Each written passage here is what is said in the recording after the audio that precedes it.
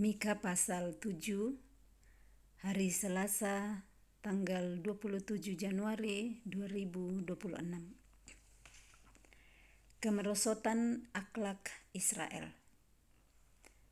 Celaka aku, sebab keadaanku seperti pada pengumpulan buah-buahan musim kemarau, seperti pada pemetikan susulan buah anggur. Tidak ada buah anggur untuk dimakan, atau buah ara yang kusukai.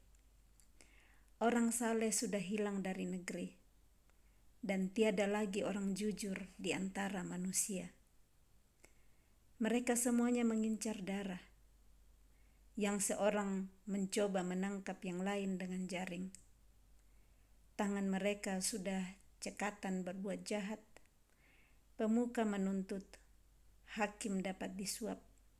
Pembesar memberi putusan sekehendaknya, dan hukum mereka putar balikkan. Orang yang terbaik di antara mereka adalah seperti tumbuhan duri.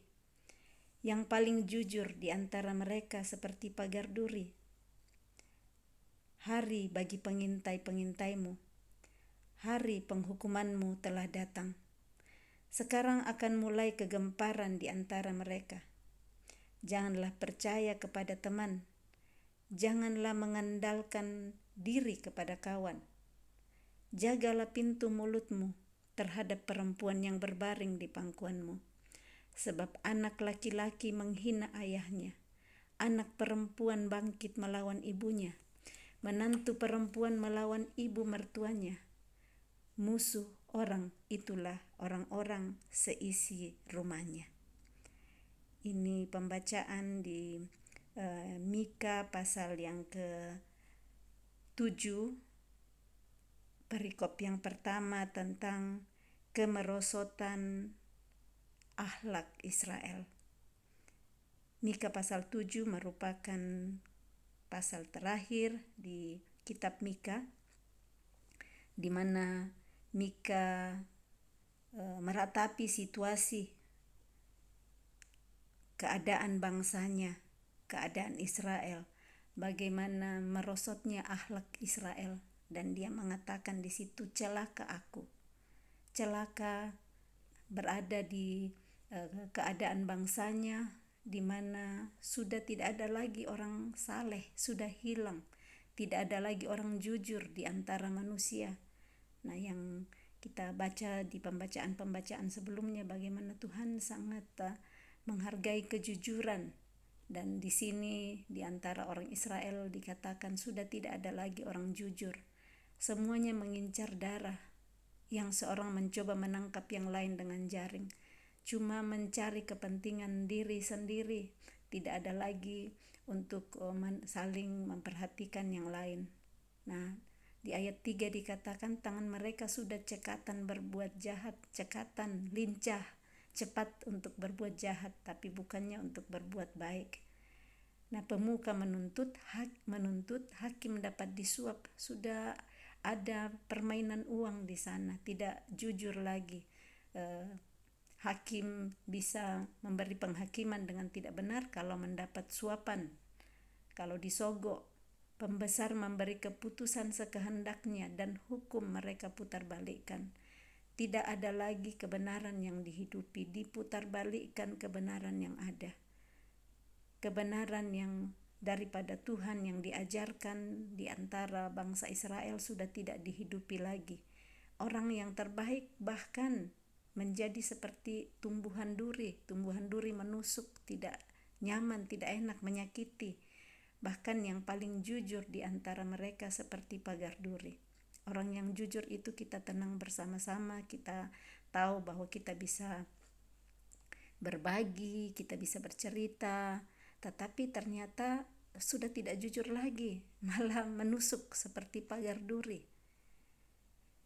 Dan di sini dikatakan janganlah percaya kepada teman, janganlah mengandalkan diri kepada kawan. Tidak ada lagi orang yang bisa dipercayai. Biasanya teman kita percaya bisa berbagi, ada keadaan-keadaan, kesesakan-kesesakan kita bisa bagikan kepada teman yang kita anggap saudara. Tetapi di sini dikatakan Jangan percaya. Kenapa dikatakan tidak percaya? Karena semuanya sudah tidak jujur. Mungkin kelihatannya baik-baik mendengar, tetapi di belakang pergi bikin yang lain, menceritakan yang lain, dan menjelek-jelekkan. Nah, mungkin seperti ini yang dirasakan oleh Nabi Mika pada saat itu melihat kemerosotan akhlak Israel.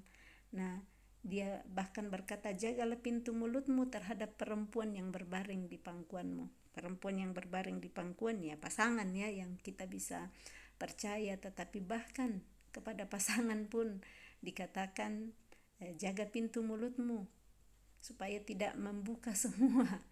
Sebab anak laki-laki menghina ayahnya, anak perempuan bangkit melawan ibunya, menantu perempuan melawan ibu mertuanya. Musuh orang ialah orang-orang seisi rumahnya. Sudah tidak ada kesepakatan, yang satu menghina yang lain. Ini anak laki-laki menghina ayah, anak perempuan bangkit melawan ibunya, bahkan menantu perempuan melawan ibu mertua. Musuh orang yang harusnya bersatu di dalam keluarga, malah di sini dikatakan musuh orang adalah seisi rumahnya. Ini yang Nabi Mika lihat, sehingga mengatakan celaka aku, dia meratap melihat kemerosotan akhlak Israel dan situasi yang ada di depan matanya, fakta yang ada di depan matanya. Ini menggambarkan perikop pertama dari Mika pasal 7. Nah, di perikop berikutnya pengharapan baru bagi Sion. Nah, kita lihat bagaimana di tengah-tengah situasi yang sangat gelap kelihatannya di depan mata Nabi Mika, di sana dia memberikan pengharapan baru. Dia menaruh harapan bagi Sion. Dan ini perikop yang berikut tentang pengharapan baru bagi Sion. Ayat 7, tetapi aku ini akan menunggu-nunggu Tuhan, akan mengharapkan Allah yang menyelamatkan aku. Allahku akan mendengarkan aku. Jadi dia menaruh di dirinya, tetapi aku ini akan menunggu-nunggu Tuhan. Harapannya dia taruh kepada Tuhan. Dia berkata, aku akan menunggu-nunggu Tuhan. Dia tidak menunggu manusia yang akan berubah, manusia yang akan menolong dia, tetapi pengharapannya satu-satunya dia serahkan kepada Tuhan. Tetapi aku ini akan menunggu-nunggu Tuhan, akan mengharapkan Allah yang menyelamatkan aku. Allahku akan mendengarkan aku. Dia mengamini dan meyakini bahwa saat dia menunggu-nunggu Tuhan, dia mengharapkan Tuhan yang menyelamatkan dia, Allahnya pasti akan mendengarkan dia. Keyakinan iman Nabi Mika di sini mempercayai, menunggu, berharap kepada Tuhan di tengah-tengah situasi yang sudah kacau balau, sangat tidak memungkinkan kelihatannya, tidak ada lagi harapan, gelap di mana-mana. Sudah tidak ada orang yang bisa diharapkan, tidak ada lagi pengharapan orang yang terbaik pun di antara mereka sudah seperti tumbuhan duri. Yang paling jujur pun sudah seperti pagar duri, mau kepada siapa lagi mau berharap? Di dalam keluarga pun di sini musuh, orang-orang seisi rumah malah yang sudah menjadi musuh. Kepada siapa lagi berharap? Tidak ada lagi pengharapan kepada manusia. Pengharapan satu-satunya hanya ada kepada Tuhan, dan inilah yang dilakukan oleh Nabi Mika. Tetapi aku ini akan menunggu-nunggu Tuhan, akan mengharapkan Allah yang menyelamatkan aku. Allahku akan mendengarkan aku. Demikian juga dalam situasi kehidupan kita. Pasti tidak ada satu orang pun yang tidak pernah mengalami bagaimana pengharapan kepada manusia sepertinya tidak ada lagi. Satu-satunya harapan hanya kepada Tuhan. Kita percaya bahwa seperti Nabi Mika, di dalam situasi yang gelap, di dalam ketidakadanya harapan, tetapi dia menunggu Tuhan, dia mengharapkan Tuhan, dan dia percaya bahwa Tuhan akan mendengarkan dia. Kita baik terus menaruh pengharapan kepada Tuhan, berharap kesetiaan Tuhan, kasih Tuhan datang untuk menolong kita dan menyelamatkan kita tepat pada waktunya. dari situasi-situasi kehidupan, dari kegelapan-kegelapan dan ketidakadanya pengharapan di dalam hidup kita, melihat fakta-fakta yang ada Yesus satu-satunya sang penolong yang sanggup untuk menolong kita, yang sudah rela memberikan hidupnya untuk kita. Ayat 8, janganlah bersukacita atas aku, hai musuhku. Sekalipun aku jatuh, aku akan bangun pula.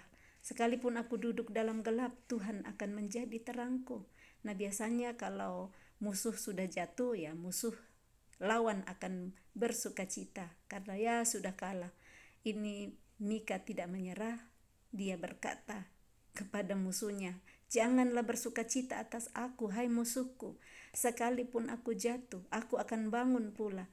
Sekalipun aku duduk dalam gelap, Tuhan akan menjadi terangku. Dia percaya sekalipun situasi bangsanya saat itu dia jatuh, dia duduk dalam gelap, tetapi Tuhan akan menjadi terangku. Dia percaya, dia menaruh sepenuhnya harapannya bahwa Tuhan akan menjadi terangnya. Situasi gelap saat terangnya Tuhan datang menerangi hidupnya, semua kegelapan akan diusir dan Tuhan yang menjadi terang bagi kehidupannya dan bagi bangsanya. Ayat 9, aku akan memikul kemarahan Tuhan sebab aku telah berdosa kepadanya, sampai ia memperjuangkan perkaraku dan memberi keadilan kepadaku, membawa aku ke dalam terang sehingga aku mengalami keadilannya. Dia mengakui telah berdosa kepada Tuhan, mengakui berdosa, dan dia datang kepada Tuhan memikul kemarahan Tuhan akibat dari dosa-dosanya, sampai Tuhan memperjuangkan kembali perkaranya, memberi keadilan kepadanya, dan membawa dia kembali ke dalam terang sehingga mengalami keadilannya. Memikul kemarahan Tuhan akibat dosa, tetapi saat berbalik kepada Tuhan, dia tahu bahwa Tuhan memperjuangkan perkaranya, Tuhan yang akan memberikan keadilan kepadanya, karena Tuhan menuntut dari manusia keadilan, kesetiaan, dan kerendahan hati di hadapan Tuhan. Ayat 10, musuhku akan melihatnya dan dengan malu ia akan menutupi mukanya. Dia yang berkata kepadaku, di mana Tuhan Allahmu? Mataku akan memandang dia. Sekarang ia diinjak-injak seperti lumpur di jalan. Nah, musuh-musuhnya yang melihat dan mencemooh mengatakan, di mana Tuhanmu, di mana Allahmu?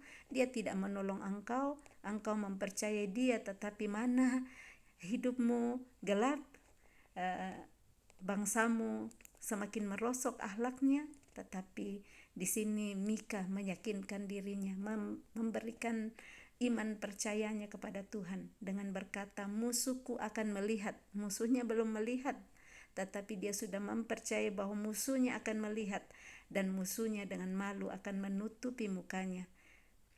Karena mereka yang berkata kepadanya, di mana Allahmu, di mana Tuhanmu? Mata dia sendiri, maksudnya mata Mika sendiri akan memandang musuh-musuh itu diinjak-injak seperti lumpur di jalan saat Tuhannya datang untuk memperjuangkan perkaranya, memberi keadilan kepadanya, mendengarkan dia. Seperti itulah yang kita alami. Mungkin kelihatannya musuh mengejek, mana Tuhanmu, mana Allahmu, hidupmu seperti itu. Mari kita terus berharap, percaya kepada Dia yang sanggup untuk memperjuangkan segala perkara kita. Saat kita terus berjalan mengikuti apa yang Dia ajarkan setiap hari, menghidupi perintahnya di dalam kehidupan kita, Dia pasti mendengarkan apa yang kita teriakkan kepada Dia yang sesuai dengan kehendak-Nya. Karena Tuhan akan memberikan apa yang sesuai dengan kehendak-Nya, bukan yang tidak sesuai dengan kehendak-Nya. Akan datang suatu hari, ayat 11, akan datang suatu hari bahwa pagar tembokmu akan dibangun kembali. Pada hari itulah perbatasanmu akan diperluas. Jadi kelihatannya tembok sudah hancur, dan ini janji Tuhan dibangun kembali.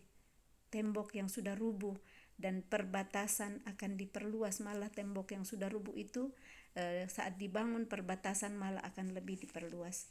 Pada hari itu orang akan menghadap engkau, dan dari Asyur sampai Mesir, dari Mesir sampai sungai Efrat, dari laut ke laut, dari gunung ke gunung. Tetapi bumi akan menjadi tandus oleh karena penduduknya, sebagai akibat perbuatan mereka. Jadi perbuatan manusia ternyata yang membuat bumi tandus karena penduduknya. Jadi kita sebagai penduduk baik menghargai bumi yang Tuhan berikan kepada kita. Tidak sembarangan memakainya. Kita lihat bagaimana dengan sembarang memotong pohon-pohon, membabat hutan, dan kenapa menjadi tandus, menjadi banjir karena perbuatan penduduknya sendiri. Di sini dikatakan untuk kita menghargai bumi yang Tuhan berikan kepada kita untuk diolah dengan baik, karena semuanya Tuhan ciptakan untuk dipakai sesuai dengan kebutuhan manusia, bukan dengan berlebih-lebihan, bukan dengan serakah, tetapi sesuai dengan apa yang dibutuhkan. Itu tidak akan membuat bumi menjadi tandus. Perikop ketiga, doa minta tindakan dan belas kasihan Allah. Gembalakanlah umatmu dengan tongkatmu, kambing domba milikmu sendiri yang terpencil mendiami rimba di tengah-tengah kebun buah-buahan. Biarlah mereka makan rumput di Basan dan di Gilead seperti pada zaman dahulu kala. Setelah menaruh pengharapan kepada Tuhan, di sini Nabi Mika minta lagi berdoa, minta tindakan dan belas kasihan Allah untuk menggembalakan umatnya dengan tongkatnya, kambing domba miliknya sendiri, membawa dirinya dan bangsanya kepada Tuhan untuk digembalakan, untuk dituntun dengan tongkatnya, karena dirinya sendiri dan umatnya dan bangsanya, itu bangsa Israel, adalah kambing domba milik Allah sendiri. Saat kita mohon belas kasihan Tuhan, menggembalakan kita, menuntun kita kembali untuk berjalan di jalan yang benar, mohon belas kasihan Tuhan. Kiranya belas kasihan Tuhan ada bagi kita semua, bagi keluarga kita, untuk terus digembalakan ke jalan yang sesuai dengan kehendak-Nya. Ayat 15, seperti pada waktu engkau keluar dari Mesir, perlihatkanlah kepada kami keajaiban-keajaiban. Mika tahu keajaiban yang Tuhan perlihatkan kepada bangsanya saat dituntun Tuhan keluar dari Mesir, dan dia mohon belas kasihan ini untuk Tuhan juga memperlihatkan keajaiban di tengah-tengah bangsanya yang sudah sangat merosok akhlaknya saat itu. Biarlah bangsa-bangsa melihatnya dan merasa malu atas segala keperkasaan mereka.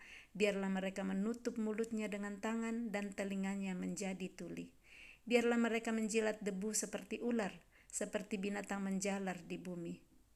Biarlah mereka keluar dengan gemetar dari kubunya dan datang kepada Tuhan Allah kami dengan gentar, dengan takut kepadamu. Nah, Mika berdoa supaya bangsa-bangsa yang lain melihat bagaimana Tuhan yang bekerja menolong umatnya, dan berdoa supaya nantinya bangsa-bangsa ini datang kepada Tuhan, menjadi gentar dan takut kepada Tuhan, mengakui bahwa hanya Dialah Allah yang benar, satu-satunya Allah yang patut dipuji, yang patut disembah, bukan kepada Allah yang lain. Ayat 18, siapakah Allah seperti engkau yang mengampuni dosa dan yang memaafkan pelanggaran dari sisa-sisa miliknya sendiri, yang tidak bertahan dalam murkanya untuk seterusnya, melainkan berkenan kepada kasih setia. Biarlah ia kembali menyayangi kita, menghapuskan kesalahan-kesalahan kita, dan melemparkan segala dosa kita ke dalam tubir-tubir laut. Kiranya engkau menunjukkan setiamu kepada Yakub dan kasihmu kepada Abraham, seperti yang telah kau janjikan dengan bersumpah kepada nenek moyang kami sejak zaman purbakala. Amin. Di sini Mika mengakui kasih Tuhan, satu-satunya Allah yang benar, Allah yang mengampuni dosa, yang memaafkan pelanggaran-pelanggaran, bahkan yang melemparkan segala dosa umatnya ke dalam tubir-tubir laut. Bagaimana cara Tuhan melemparkan dosa itu? Dengan memberikan anaknya yang tunggal untuk mati disalibkan, untuk semua dosa-dosa yang dilakukan oleh umat-Nya, dosa kita hari ini. Tuhan Allah yang penuh kasih, yang menghapuskan kesalahan kita saat kita berbalik kepada Dia, saat kita terus menaruh pengharapan kepada Dia, seperti yang diimani oleh Mika pada saat itu, yang ditulis di kitab terakhir, di pasal terakhir kitab Mika ini. Berharap terus kepada Tuhan, berbalik dari setiap kesalahan-kesalahan dan dosa yang kita lakukan. Allah yang penuh kasih, Dialah Allah yang sanggup mengampuni dosa, yang memaafkan pelanggaran. Asal kita mau berbalik kepada Dia dengan sungguh-sungguh, Dia yang akan memberikan terangnya untuk menerangi jalan-jalan hidup yang gelap, dan kita akan melihat kembali terang kehidupan. Firman Tuhan akan terus menuntun kita berjalan di jalan yang benar, dan kita akan menikmati kasih-Nya, sukacita yang daripadanya yang berlimpah, karena kerinduan Tuhan mengutus Yesus ke bumi adalah supaya setiap orang yang percaya kepadanya tidak binasa, melainkan memperoleh hidup yang kekal, selamat, mengenal Allah dan mengenal Dia yang diutus oleh Allah, dan mempercayai Allah Bapa, Anak, dan Roh Kudus, dan Dia yang akan menolong di dalam setiap pengharapan-pengharapan yang kita serahkan kepada Dia. Dia Allah yang sanggup melakukan jauh lebih daripada yang kita pikirkan dan doakan. Salam kasih, Tuhan Yesus memberkati. Shalom.